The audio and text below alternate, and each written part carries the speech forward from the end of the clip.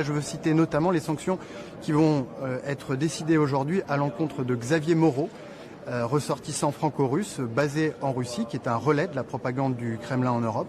Bienvenue sur Stratpol, nous sommes le jeudi 22 janvier 2026, c'est notre bulletin numéro 274 et nous sommes toujours à Moscou et toujours sous sanction par cet apprenti dictateur d'Emmanuel Macron et sa clique, notamment ce ministre des Affaires étrangères, Jean-Noël Barrot, qui d'ailleurs s'est fait ridiculiser par Jean-Luc Mélenchon. Voilà. Avant de commencer cette vidéo, n'hésitez pas à aller voir en description comment vous pouvez vous inscrire sur tous nos réseaux sociaux. Je le rappelle, vous ne pouvez pas maintenant nous aider en fait financièrement puisque je n'ai plus le droit de recevoir d'argent de personnes de l'Union européenne. En revanche, et je vous remercie parce que vous êtes nombreux à y aller, ma femme a créé une cagnotte et vous pouvez y participer. Le lien est en description de cette vidéo. Voilà, donc Twitter, Telegram, Odyssée, Rumble, inscrivez-vous et tout. Et surtout, inscrivez-vous à notre lettre d'information. Vous êtes désormais plus de 25 000 et nous avons trouvé un système efficace chinois pour pouvoir envoyer massivement des emails. Voilà, donc le système est chinois et puis le site est désormais hébergé en zone libre, c'est-à-dire hors Union européenne. Donc tout devrait fonctionner rapidement. N'oubliez pas que quand vous vous inscrivez sur la lettre d'information, vous devez confirmer. On vous envoie un email, vous devez confirmer. Et ça, quoi qu'il arrive, ça pourra toujours permettre de contourner la censure du régime d'Emmanuel Macron. Abonnez-vous à notre partenaire Géopolitique Profonde, donc je rappelle que vous avez les versions papier, mais ça c'est celui du mois de novembre, mais vous avez également la version numérique et dans le numéro du mois de février qui va être consacré à l'Arctique, eh bien votre serviteur a publié un article qui est une mise à jour en fait sur la manière dont l'OTAN n'a pas du tout été à la hauteur face à la Russie. Donc je reviens sur ce thème extrêmement important d'OTAN puissance faible. Du point de vue juridique, rien de vraiment nouveau depuis ce que j'ai dit la dernière fois. Donc, si vous voulez un peu de détails sur le dossier de preuves que j'ai récupéré, que je n'ai pas le droit de publier, évidemment, eh bien, allez voir l'interview que j'ai donnée à Géopolitique Profonde, à Mike Borowski. Voilà, tout y est expliqué. Donc, aujourd'hui, nous travaillons pour obtenir la levée de la confidentialité obligatoire sur ce dossier de preuves. Voilà. Et donc, tout est entre les mains des avocats, le combat continue. Alors le combat continue également pour Thierry Breton, à ce que j'ai vu, puisqu'on a appris que l'Union européenne allait le soutenir dans le cadre du recours qu'il a envoyé à Washington, puisque Washington l'a privé de visa. En gros, c'est ça. Et donc, est-ce que c'est si grave que ça? Bon, moi j'aimerais bien aller aux États-Unis, j'y suis jamais allé d'ailleurs, mais si on me privait de visa, bon, bah, je m'en remettrais, hein, c'est pas grave. Tout ça est évidemment ridicule. La sanction américaine, encore une fois, porte sur un citoyen étranger, donc les Américains ont le droit d'inviter ou de ne pas inviter qui ils veulent, et ça n'a rien à voir avec ce qui s'applique sur moi, qui suis un citoyen français. Mais on va quand même suivre ça parce que c'est assez amusant en fait. Ce qui nous a plu cette semaine, eh bien, c'est l'interview d'Emmanuel Todd, l'interview vidéo par le Figaro, donc il contemple avec un peu d'ironie l'effondrement de l'Union européenne comme il contemplait en 1976 dans la chute finale, l'effondrement potentiel de l'Union soviétique en analysant la mortalité infantile. Voilà, là je crois qu'on est vraiment dans la même situation et d'ailleurs ce qui s'est passé à Davos, et on va en parler, eh bien, ne fait que l'illustrer. Et puis avant de rentrer dans le vif du sujet, nous commémorions le 21 janvier la mort du roi Louis XVI, assassiné par les révolutionnaires quelques mois avant son épouse Marie-Antoinette. Encore une fois, c'est un des actes fondateurs de la gauche française, comme j'explique dans mon livre, le livre noir de la gauche française, régicide, génocide, hein, c'est les deux fondements de la gauche, qu'elle soit girondine ou jacobine. Voilà, donc au passage d'ailleurs, allez faire un tour sur notre page auto-éditeur, il faut aider les auto-éditeurs. D'ailleurs, le livre de Yannick Jaffray dont j'avais parlé, Vladimir Bonaparte Poutine, fait un carton depuis qu'il a été réédité, donc allez jeter un coup d'œil. Il y a pas mal de livres, voilà, vous pouvez faire une grosse commande à thebookedition.com. Économie maintenant, eh bien, venez investir en Russie, venez ouvrir un compte, ça permettra de se rencontrer en chair et en os, et puis ça vous évitera de vous faire voler votre argent, comme ce qui m'est arrivé à moi. Donc vous avez Divergence Service qui vous propose ces services, voilà, ce sont des amis, je les connais bien, n'hésitez pas, le lien est en description de cette vidéo. 72 nouvelles usines d'un investissement chacune d'au moins 10 millions d'euros, 1 milliard de roubles, eh bien, ont été ouvertes en 2025. Donc, si vous vous souvenez, j'en parle assez régulièrement et je fais un point au moins une fois par an sur tout ce qui a été construit, cette hyper-industrialisation de la Russie qui est permis par les sanctions, qui est permis par le fait que la Russie est un pays riche qui peut investir. Et ce qui est intéressant, c'est que c'est malgré les taux élevés de la Banque centrale.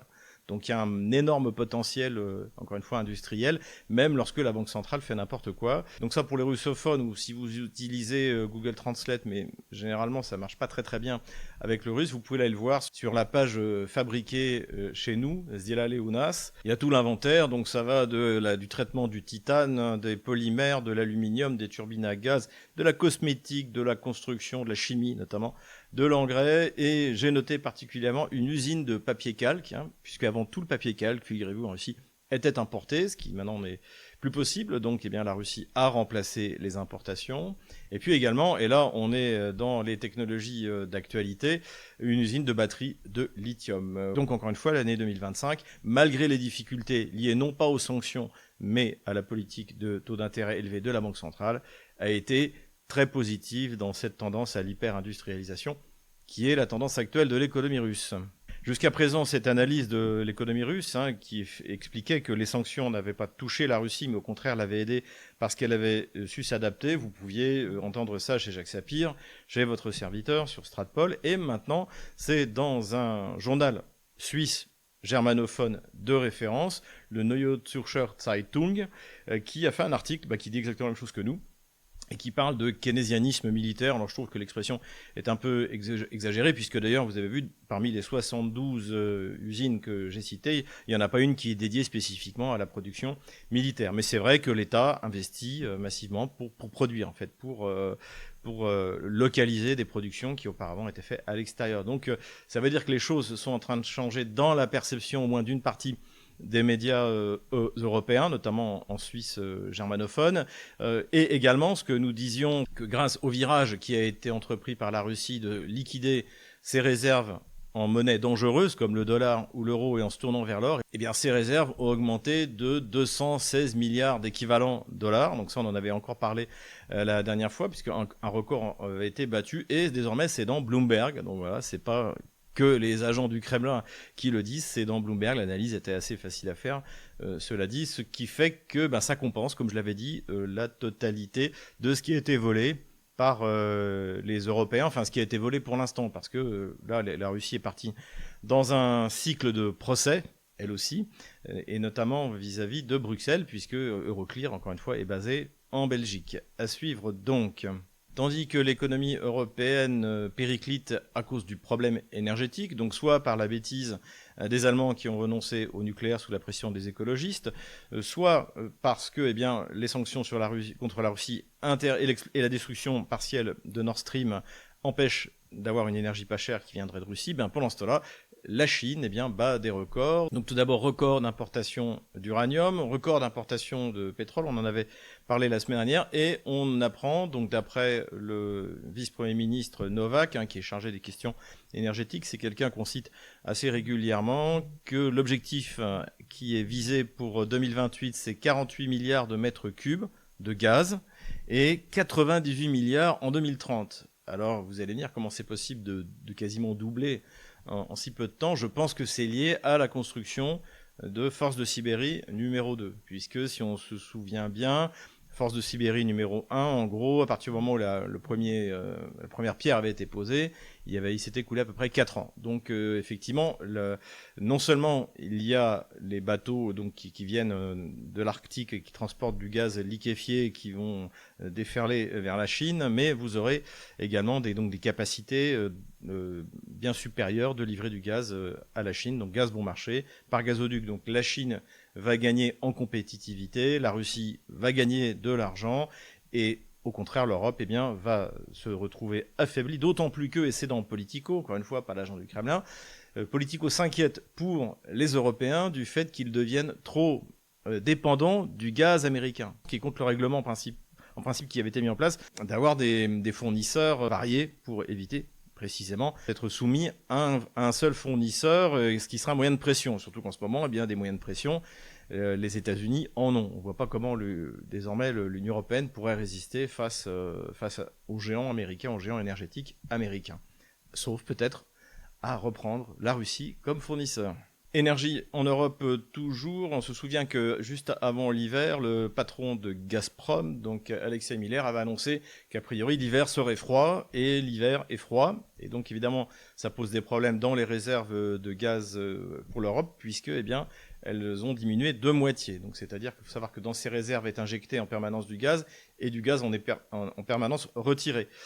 Or, avec un hiver froid, les réserves baissent extrêmement vite, ce qui va entraîner évidemment une augmentation du prix du gaz et ce qui va profiter à la Russie, évidemment. C'est ce qui s'appelle percuter le réel énergétique. La Chine a commencé à déployer sa constellation équivalent à Starlink. Donc on parle de 200 000 satellites. Pour comparer, Elon Musk, lui, il en est un peu moins de 10 000. Enfin, cela dit, il a une longueur d'avance parce que son réseau, lui, fonctionne particulièrement bien.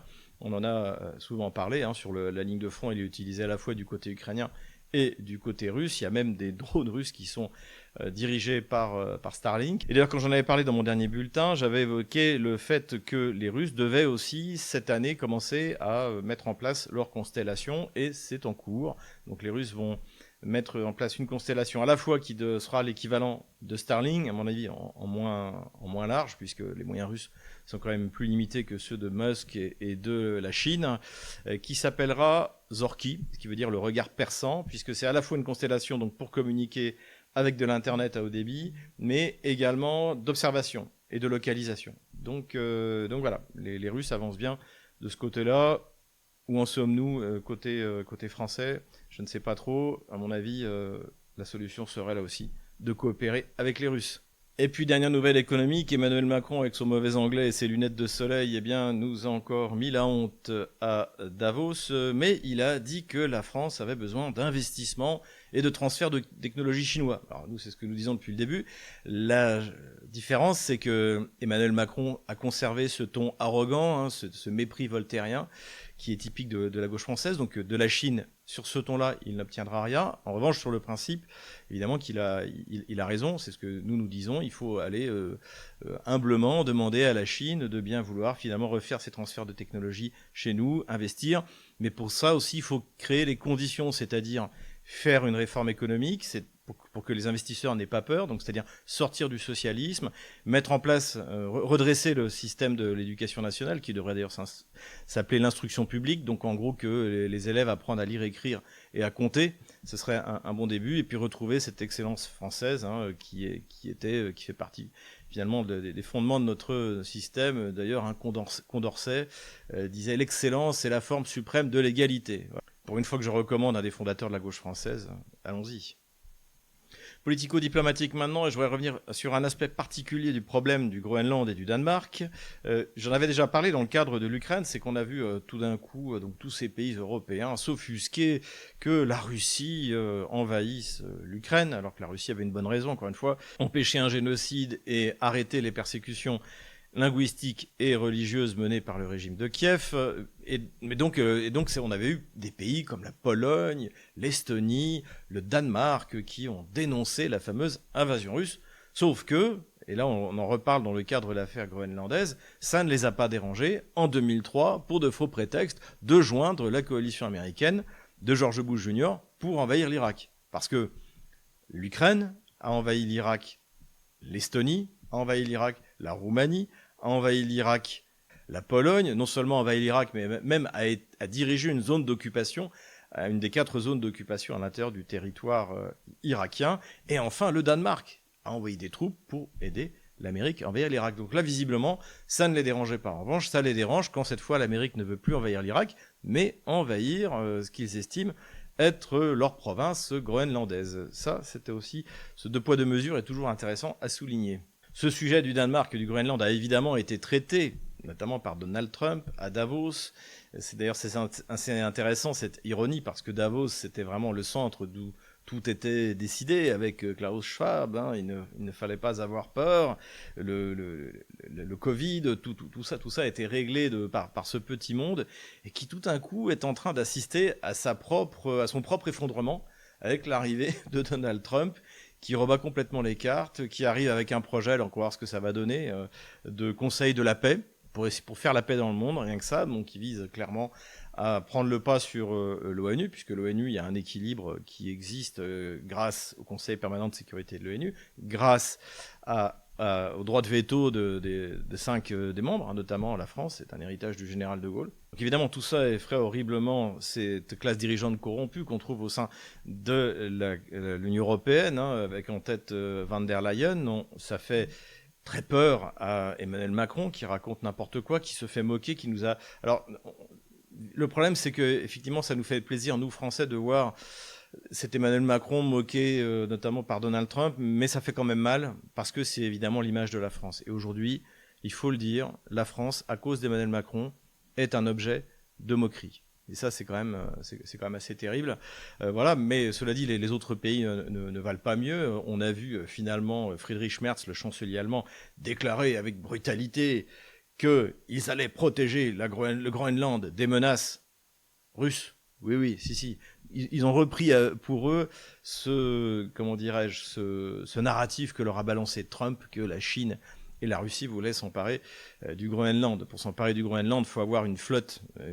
Et la première flotte au monde, c'est la flotte américaine. Il n'y a que les États-Unis qui, s'ils le veulent, peuvent s'emparer du Groenland. Il suffit qu'ils déploient, qu'ils encerclent cette île qui fait 4 fois la France. Voilà de quoi il s'agit. Donc, a priori, Trump a annoncé un accord. Bon, après, on ne sait jamais avec Trump de quel genre d'accord il va s'agir exactement, mais c'est lui qui a toutes les cartes en main, et les autres n'auront qu'à se soumettre, quoi qu'il fasse, quoi qu'il s'agite. Autre événement révélateur et important à Davos, puisque Emmanuel Macron n'est pas le seul petit dictateur à avoir été humilié par Donald Trump, il y a également Zelensky, qui a annoncé qu'il ne pouvait pas venir à cause des problèmes énergétiques en Ukraine, et qui s'est fait siffler par Donald Trump, donc qui a annoncé qu'il avait un rendez-vous avec Zelensky. Donc on a vu Zelensky se précipiter, et là il vient de rencontrer Donald Trump. Visiblement, Donald Trump a dû lui passer plutôt un ultimatum qu'autre chose, puisque la réunion a duré moins d'1 heure, et que simultanément on a appris que Steve Witkoff et Kushner, donc le gendre de Donald Trump, étaient à Moscou pour rencontrer Vladimir Poutine et discuter de ça. Honnêtement, je suis assez prudent. Les déclarations de Donald Trump sont toujours enthousiastes. On va voir ce que ça donne. De toute manière, la Russie mène une offensive globale, à la fois sur les infrastructures critiques otano-kieviennes et sur la ligne de front, et ça progresse.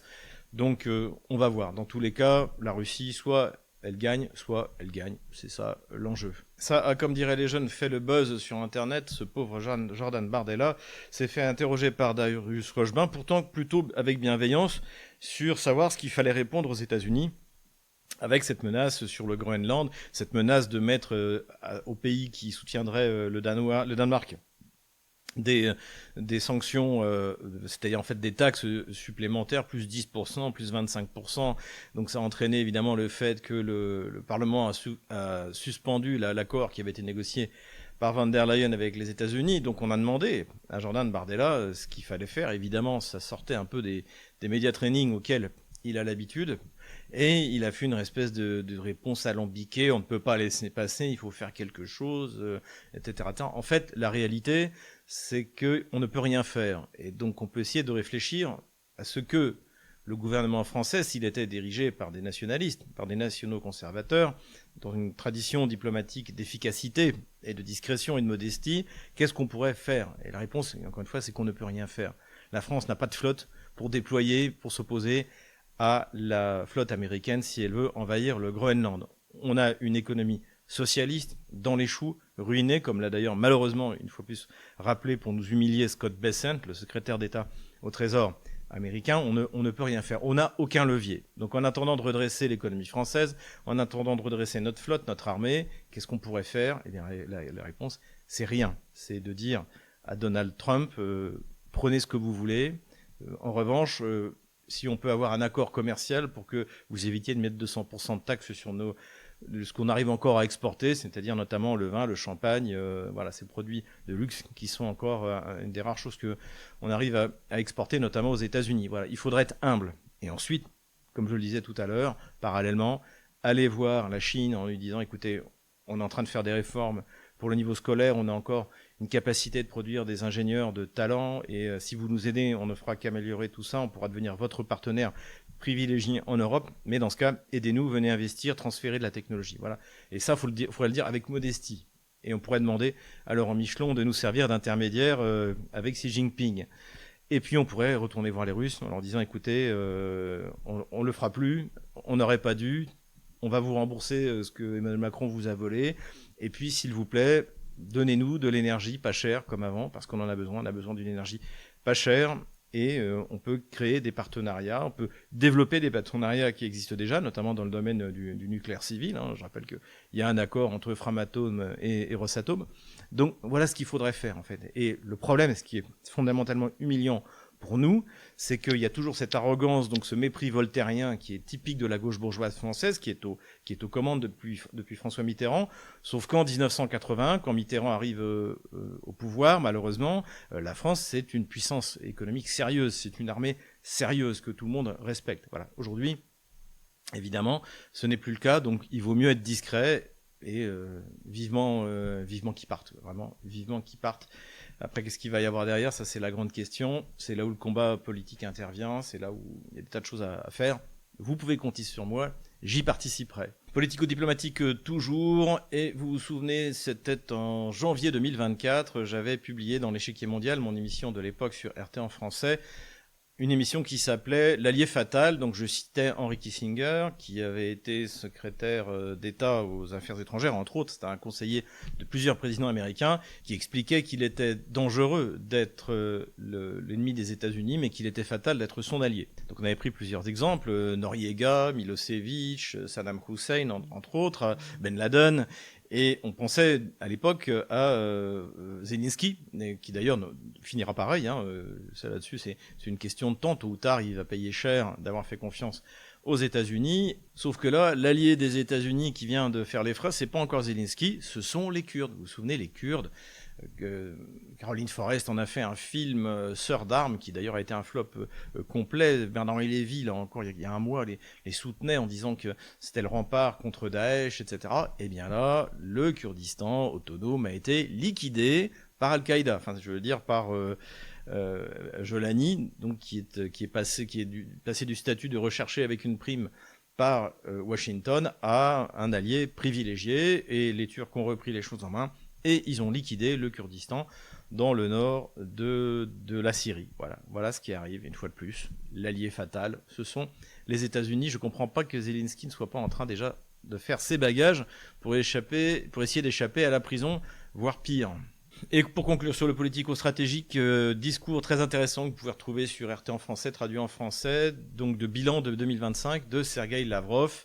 Ce qu'on retient évidemment, c'est ce qu'il a dit avant tout sur le bellicisme de l'Union européenne et la confiance qui est faite dans l'administration américaine, qui est reconnue, la nouvelle administration de Donald Trump, qui est reconnue comme vraiment faisant des efforts pour obtenir une solution de paix. Donc ce à quoi on assiste finalement, d'autant plus qu'on a vu les dernières déclarations de Vladimir Poutine par rapport au projet de Donald Trump, de conseil pour la paix. Pourquoi pas 1 milliard qui serait prélevé sur alors aux États-Unis il n'y en a pas beaucoup, il n'y a que 8 milliards qui sont bloqués, et qui seraient prélevés sur les fonds qui ont été gelés par Washington. Et quant au Groenland, finalement Vladimir Poutine a dit que c'est pas la première fois que ce genre de choses arrivait.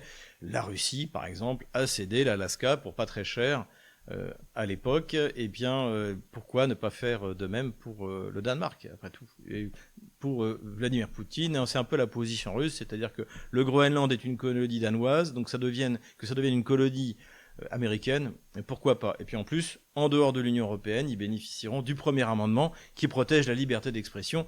Premier amendement pour lequel nous allons militer afin qu'il soit inscrit en tête de la Constitution française. Voilà, la liberté d'expression doit devenir un absolu, ce qu'elle n'a jamais été, puisque encore une fois, le cycle révolutionnaire a commencé par une dictature, par un système totalitaire épouvantable qui a inspiré tous les autres dans le monde, notamment au XXe siècle. Donc voilà, il va falloir travailler là-dessus. Premier amendement, ça pourrait être le nom d'un parti. Armement maintenant, j'avais parlé du fait que les Danois n'avaient plus de F-16 pour protéger leur ciel contre l'invasion américaine, si tant est qu'ils le veuillent. Et puisqu'ils ont tous été donnés quasiment, je crois qu'il en reste 3 ou 4 qui d'ailleurs ne doivent plus voler, ils ont tous été donnés à l'Ukraine, et aussi parce que ils ont été donnés parce que le Danemark s'est équipé de F-35. Et on les a vus d'ailleurs patrouiller, je crois, avec des Rafales. Le problème, c'est que le F-35 aux États-Unis, ils ont un bouton, ils appuient dessus et il décolle plus. Donc là aussi, c'est quand même extraordinaire, hein, l'allié fatal, l'allié fatal. Armement toujours, ces 10 derniers jours ont été marqués par la destruction d'au moins 2 systèmes HIMARS. Hein, le système HIMARS, pour ceux qui ne se souviennent pas, c'est une des meilleures armes qui a été donnée par Washington à l'armée ukrainienne. Hein. En 2022, ça avait fait beaucoup de dégâts dans l'armée russe. Ça avait notamment joué un rôle significatif sur le pont d'Antonovka, qui traversait le Dniepr dans la région de Kherson, puisque la précision et l'efficacité de ce système a forcé les Russes à évacuer la ville de Kherson. Évacuée temporairement, puisque évidemment, encore une fois, la ville de Kherson fait partie désormais de la Fédération de Russie. Bref, donc c'était une arme excellente qui avait été donnée, hein, avec une trajectoire très particulière, très difficile à intercepter, puisque au lieu d'avoir une courbe, en fait, le missile décolle vers le haut, et puis une fois arrivé au-dessus de la cible, il tombe à la verticale. Hein. J'avais pu voir les dégâts que ça avait fait, d'ailleurs, à la prison d'Elenovka, hein, souvenez-vous, c'était en juillet 2022, donc il y avait des prisonniers ukrainiens qui étaient rassemblés dans cette prison, et en fait, pour leur faire payer le fait de cette rendue, pour leur servir de leçon, Kiev a tiré un missile HIMARS dessus, et donc on voyait bien qu'en fait le truc avait explosé de l'intérieur, c'était assez impressionnant. Voilà pour ce petit rappel. Eh bien, ces 10 derniers jours, au moins 2 systèmes ont été repérés et détruits. Donc ça veut dire que les Russes ont développé un système d'observation du champ de bataille bien au-delà, bien au-dessus en qualité de ce qui existait jusque-là. Et on va voir si la série noire continue, mais en plus les systèmes HIMARS ne sont pas en nombre illimité dans l'armée otano-kievienne. Et puis si on touche un HIMARS, ça veut dire qu'on peut toucher des tas d'autres systèmes, comme les canons César, alors on n'en voit plus beaucoup, ou des systèmes d'artillerie automatique. Voilà, donc point intéressant à suivre. Empire du mensonge maintenant. Et le premier cas d'empire du mensonge, c'est la manière dont a été traitée une nouvelle fois une sortie donc de Karaganov. Hein, on en parle assez souvent. Il a été cité plusieurs fois par Alain Bauer qui ne l'a jamais lu et qui racontait n'importe quoi. Donc Karaganov, je rappelle, on peut le considérer effectivement comme un penseur nationaliste, et je dirais même un penseur nationaliste sur le modèle français, c'est-à-dire que par exemple, il considère que l'Empire russe n'aurait jamais dû s'étendre en Asie centrale, qu'il avait dépensé des ressources pour rien, que l'URSS n'aurait jamais dû s'étendre en Europe de l'Est, que ça ne servait à rien, que pareil, ça a coûté des ressources, et que la Russie devait se replier, ce qui est tout à fait relatif quand on est étendu sur 11 fuseaux horaires, sur finalement ce qui est vraiment la substantifique moelle de la nation russe. Ce qui est une bonne chose d'ailleurs, ça veut dire que les Russes n'iront pas plus loin que ces zones ukrainiennes où vivent des gens qui appartiennent au monde russe, à l'exclusion évidemment de l'ouest de l'Ukraine qui appartient à un monde complètement différent. Donc ça, c'est une vision du monde très positive, à laquelle je pense Vladimir Poutine adhère. En revanche, Karaganov a toujours eu une vision de l'utilisation de l'arme nucléaire qui était en contradiction avec la doctrine russe. C'est-à-dire qu'il pense qu'il pourrait y avoir des frappes préemptives, des frappes en premier. Et il avait proposé ça en 2022 et il a été démenti par Vladimir Poutine à Valdai, j'y étais, et Vladimir Poutine lui a dit non, il n'y aura pas de frappe en premier de nucléaire russe, de frappe préventive, contrairement à ce qu'ont déjà souhaité certains responsables américains, notamment Rumsfeld, plus récemment en 2020 ou 2021, Todd Walters, le général qui commandait les forces de l'OTAN en Europe. Voilà, ceux-là sont pour une utilisation plus flexible, c'est-à-dire en premier, de l'arme atomique, ce qui n'est pas le cas de la doctrine russe. Or, Karaganov a donné une interview fort intéressante d'ailleurs à Tucker Carlson, et là il a retiré cette possibilité sans le cacher qu'Allure lui-même la souhaitait, c'est-à-dire que si la guerre continue encore trop longtemps, d'ici 2 ans, en gros, il faudrait utiliser l'arme nucléaire préventive. Ce qui est intéressant d'ailleurs, c'est qu'il a dit qu'il fallait frapper sur l'Allemagne et sur l'Angleterre. Pourquoi l'Allemagne ? Eh bien parce qu'il dit que c'est la puissance la plus agressive, la plus nocive pour la Russie, ce avec quoi je suis assez d'accord. Et surtout, l'Allemagne ne peut pas riposter, puisqu'elle n'a pas l'arme nucléaire, elle est sous le parapluie américain. Et l'autre pays intéressant, c'est l'Angleterre.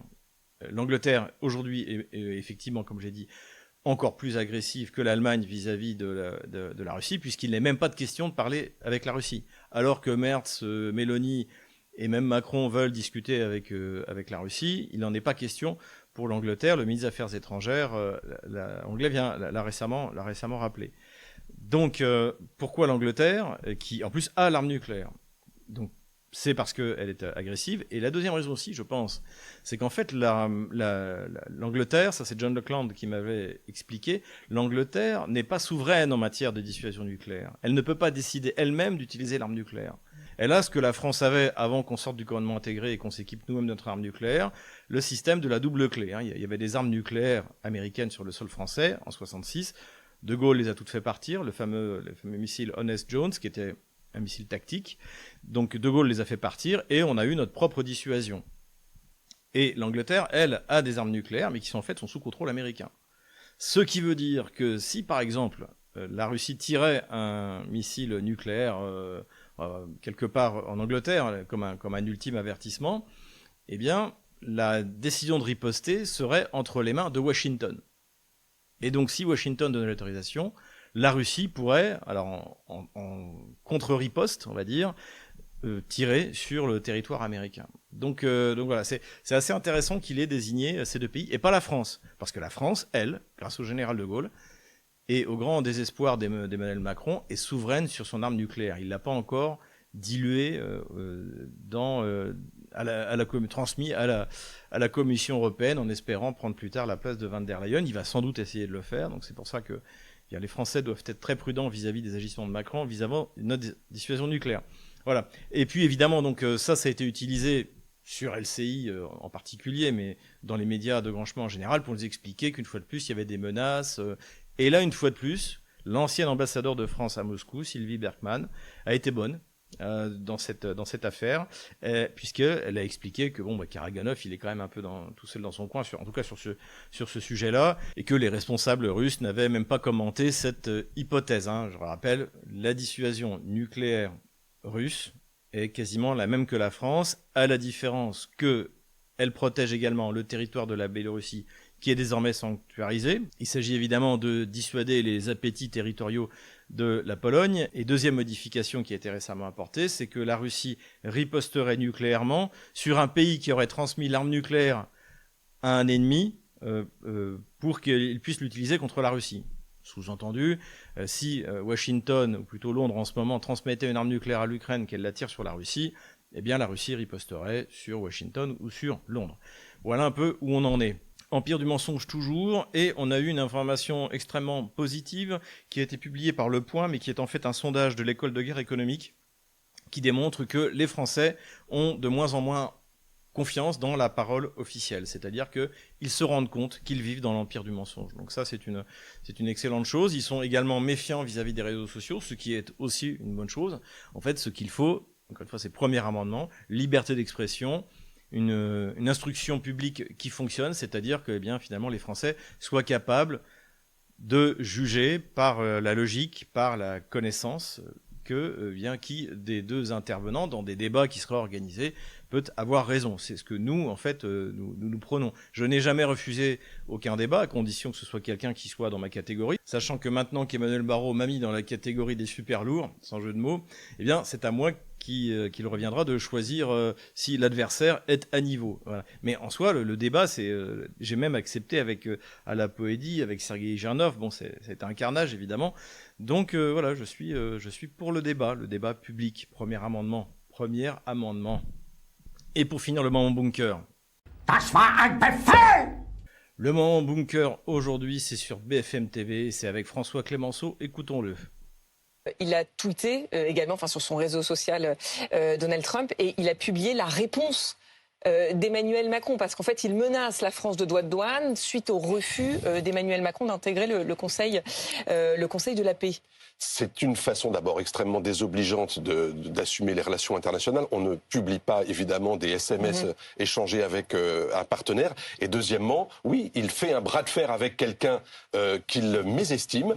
Et on va voir, c'est une position de négociation évidemment. Mais contraindre quelqu'un à venir à un conseil de la paix à Gaza, où je vous rappelle, il faut $1 milliard de dollars comme ticket d'entrée avant de pouvoir commencer à discuter de la façon dont on va aider les Palestiniens. C'est surréel. Et donc là, c'est une position maximaliste. Je ne comprends pas ce que vous faites avec le Groenland. Essayons de construire de grandes choses. Voilà ce que répond Emmanuel Macron. C'est vrai que c'est extrêmement rare de voir comme ça un SMS échangé entre présidents et publié par l'un des deux. Alors évidemment, c'est sur LCI qu'on a quand même les meilleurs, Dourakovlev, Goya, etc. Mais il ne faut pas oublier BFM TV, ils ont aussi des pointures, comme ce François Clémenceau, qui là s'offusque de la publication par Donald Trump des messages que lui a envoyés Emmanuel Macron.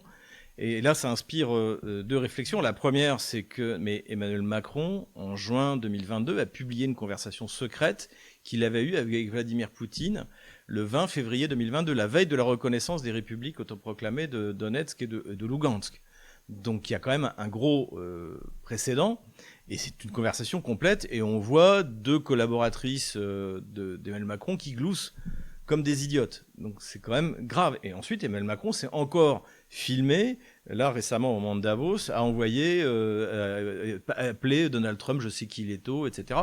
Donc vraiment ridicule, en train de faire l'espèce de blogueur présidentiel. Donc là, le fait de publier ces deux messages, finalement, c'est par rapport à ce qu'a fait Emmanuel Macron, c'est quand même assez véniel, on peut dire. Et évidemment, François Clémenceau n'en parle pas. Voilà, ça, c'est une première chose.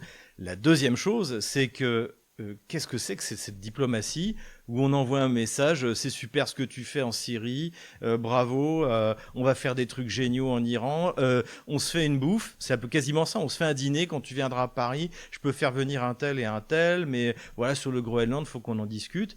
Évidemment que Donald Trump a envie de montrer que Emmanuel Macron est un clown, qui en plus vient d'envoyer 15 malheureux soldats se perdre dans les glaces de l'Arctique. Donc ça aussi, en fait, il y a une telle soumission au pouvoir politique en France de la part de ces médias qu'ils sont incapables d'avoir une approche critique du comportement immature de ce qui est malheureusement notre président pour encore un peu plus d'1 an. Et ça, c'est quand même grave, et ça montre à quel point BFM TV aussi et François Clémenceau sont dans le bunker. Quelques considérations militaires générales maintenant. On revient encore une fois sur les attaques sur les infrastructures critiques qui viennent. Donc c'était l'excuse pour Vladimir Zelensky de ne pas venir à Davos. Finalement, il est venu parce qu'il a été sifflé comme un chien, faut le dire, par Donald Trump.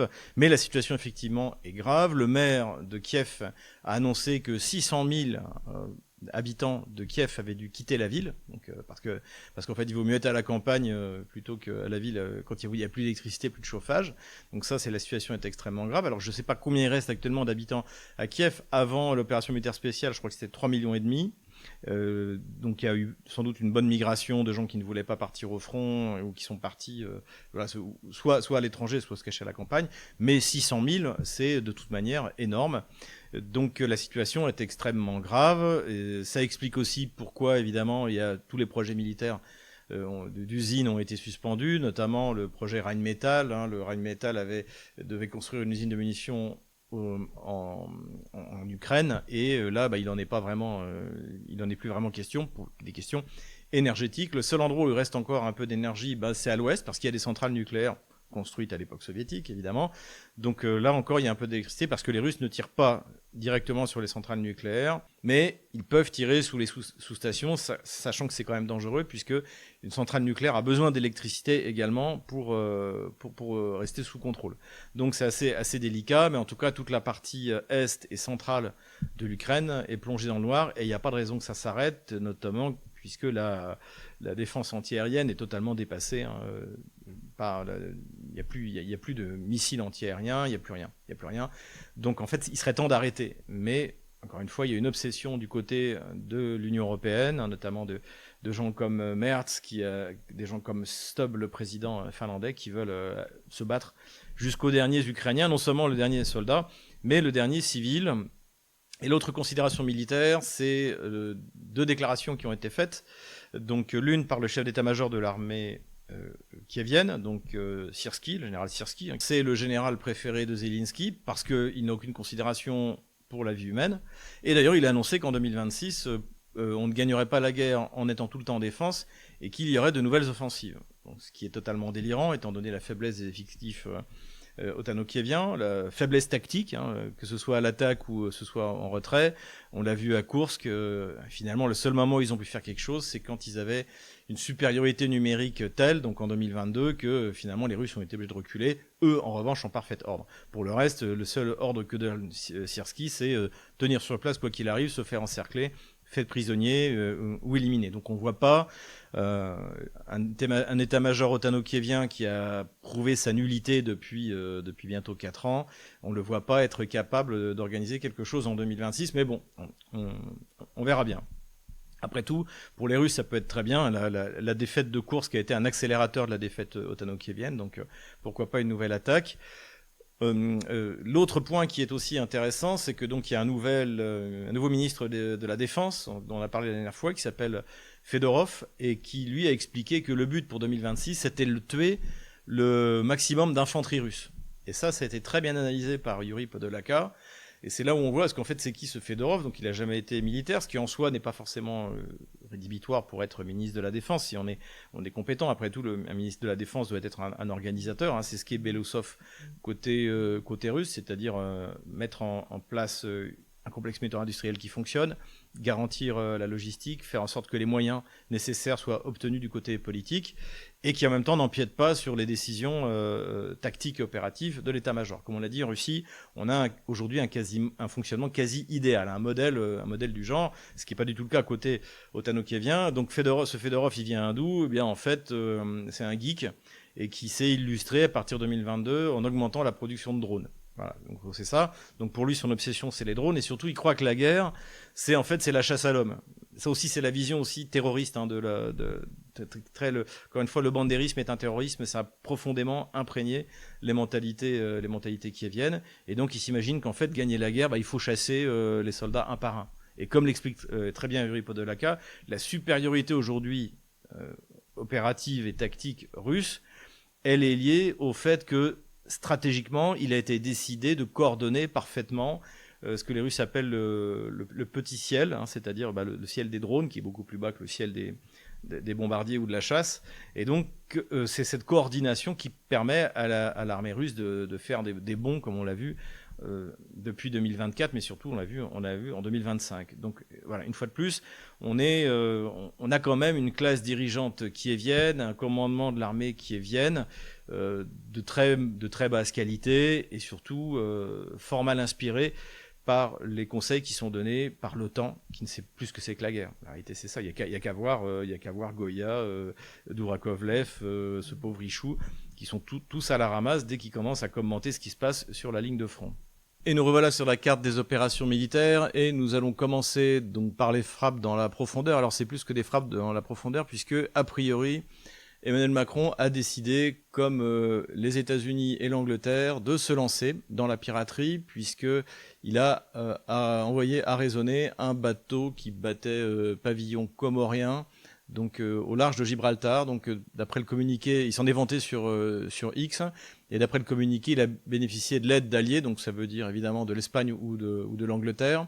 On verra pour la suite jusqu'où est-ce que cela va aller. Est-ce que ça va finir en eau de boudin, comme la dernière fois, donc pour le tanker qui avait été arraisonné au large de Nantes? Nous le verrons bien, mais ce qui est clair, c'est que c'est une montée en tension.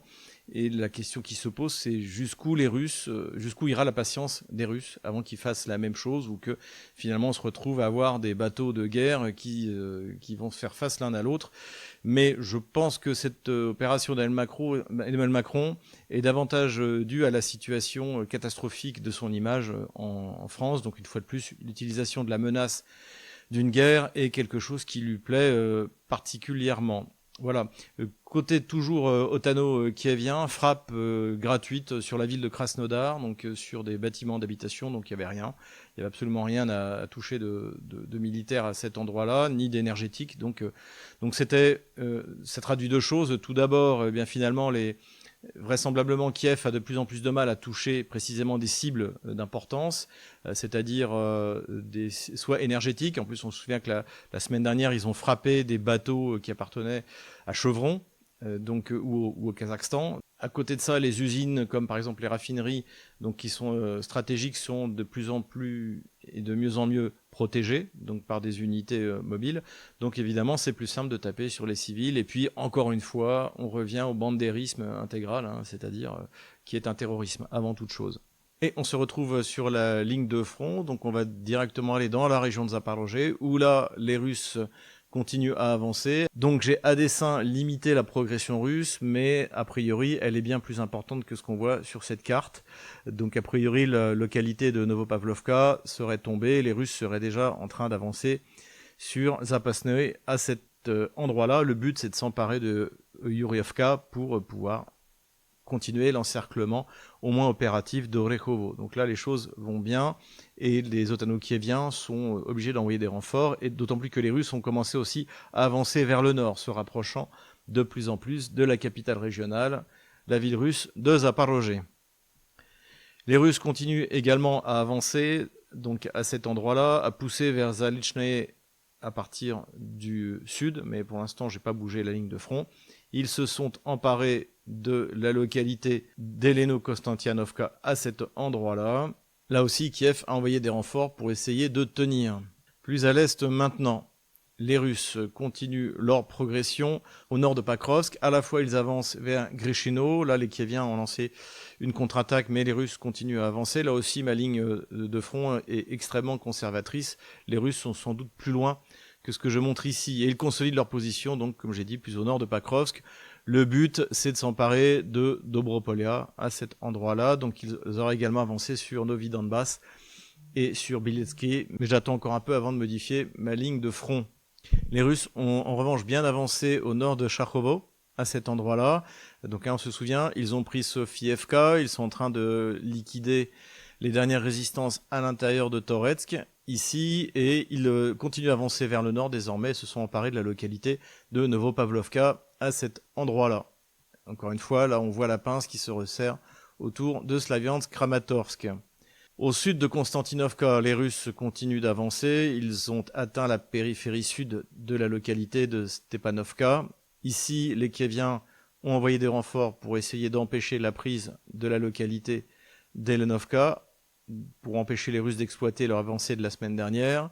Les Russes, eux, de leur côté, ont continué à avancer à l'intérieur de Konstantinovka, comme on le voit ici. Donc là, c'est plutôt bien joué. Et alors ça, c'est plutôt une mise à jour, mais je ne m'étais pas aperçu qu'a priori, les Russes s'étaient emparés de Tchervono, ici, et de Podolsky, à cet endroit-là. Donc là, les combats continuent. Combats continuent également au niveau de Virolubovka, à cet endroit-là.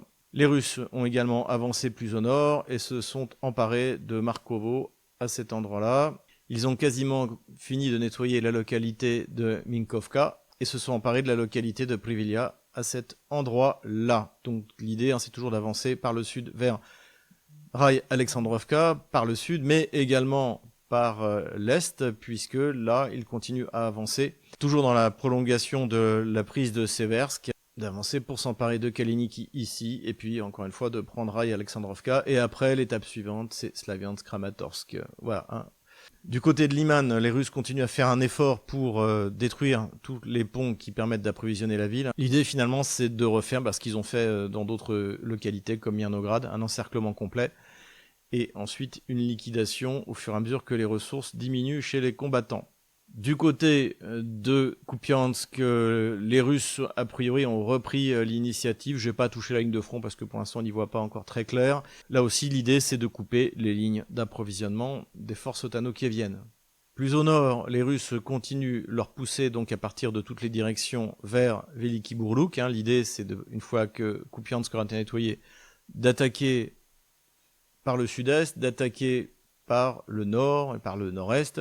Et donc là, ils ont avancé au nord et se sont emparés de la localité de Nersternoe ici, à cet endroit-là, et donc vraisemblablement également de celle-ci, Krugle, à cet endroit-là.